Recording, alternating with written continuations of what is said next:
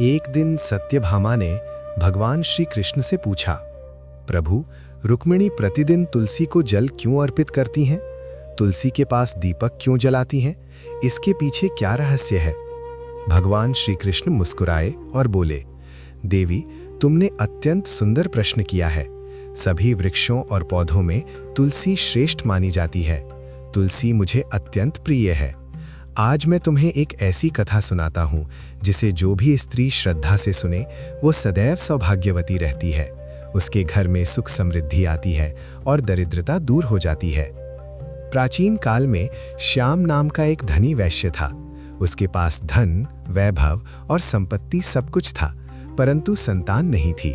संतान के अभाव में वो और उसकी पत्नी अत्यंत दुखी रहते थे। एक दिन श्याम वैश्य महान ऋषि वशिष्ठ के आश्रम पहुंचा और प्रार्थना की, हे मुनिवर, मैं निसंतान हूं, कृपया बताइए इसका कारण क्या है। वशिष्ठ मुनि ने अपनी दिव्य दृष्टि से देखा और बोले, पिछले जन्म में तुमने एक भूखी प्यासी गाय को अपने द्वार से अपमानित कर भगा दिया था। वो गाय अभी अभी बछड़े को जन्म देकर आई थी। भूख से व्याकुल होकर वो मूर्छित हो गई और तुम्हें श्राप दे गई। उसी श्राप के कारण तुम इस जन्म में निसंतान हो। श्याम वैश्य पश्चाताप से भर उठा, हे मुनिवर, इस पाप से मुक्ति कैसे मिले?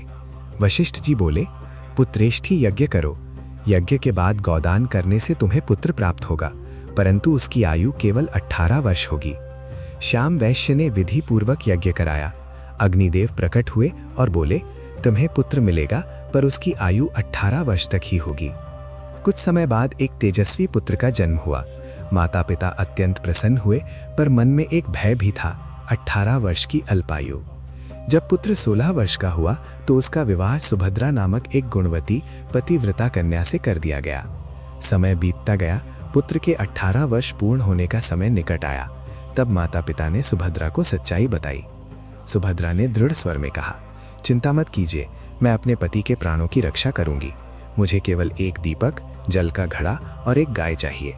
निर्धारित दिन सुभद्रा ने प्रातःकाल तुलसी को जल अर्पित किया, चुनरी बांधी और दीपक जलाकर प्रार्थना की, हे तुलसी माता, मेरे सुहाग की रक्षा करें। जब यमदूत प्राण लेने आए तो तुलसी के पौधे ने उनका मार्ग रोक दिया। वे लौट गए।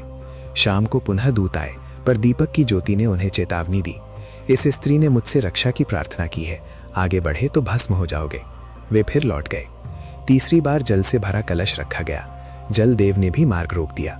फिर 8 यमदूत आए, पर घर के सामने बंधी गौ माता ने उन्हें श्राप की चेतावनी दी, पहले मेरे प्राण लेने होंगे, अन्यथा गो हत्या का पाप लगेगा। सभी यमदूत भयभीत होकर लौट गए। अंततः स्वयं यमराज भैंस पर सवार होकर आए। सुभद्रा ने विनम्रता से स्तुति की, हे धर्मराज, आप न्याय के देवता हैं, मैं पतिव्रता हूँ, कृपया मेरे पति की रक्षा करें। सुभद्रा की श्रद्धा से प्रसन्न होकर यमराज के मुख से अनायास निकला, सदा सुहागन रहो। सुभद्रा ने तुरंत कहा, प्रभु, आपने स्वयं मुझे सदा सुहागन रहने का आशीर्वाद दिया है, फिर आप मेरे पति के प्राण कैसे ले सकते हैं? यमराज मुस्कुराए, हे सुभद्रा, तुमने आज मृत्यु को भी पराजित कर दिया, तुम्हारा पति अब 100 वर्षों तक जीवित रहेगा। यमराज ने वरदान दिया, जो स्त्री अपने घर के सामने तुलसी का पौधा लगाएगी, प्रतिदिन संध्या को दीपक जलाएगी, जल का पात्र रखेगी और घर के सामने गाय बंधी होगी, उस घर में मेरे दूत प्रवेश नहीं करेंगे। भगवान श्री कृष्ण ने सत्यभामा से कहा, इसी कारण तुलसी पूजन का इतना महत्व है। जहाँ श्रद्धा, पतिव्रत धर्म और गौ सेवा होती है, वहाँ दुख, दरिद्रता और अकाल मृत्यु नहीं आती। कथा का संदेश इस प्रकार है, एक तुलसी केवल पौधा नहीं, देवी स्वरूप है। दीपक अज्ञान को दूर करने वाली ज्योति है। जल जीवन और पवित्रता का प्रतीक है। गौ माता धर्म और करुणा की आधारशिला है। और सबसे बड़ी शक्ति है नारी की श्रद्धा और पतिव्रता धर्म। मित्रों, ये वीडियो आपको अच्छी लगी तो हर हर महादेव जरूर लिखना।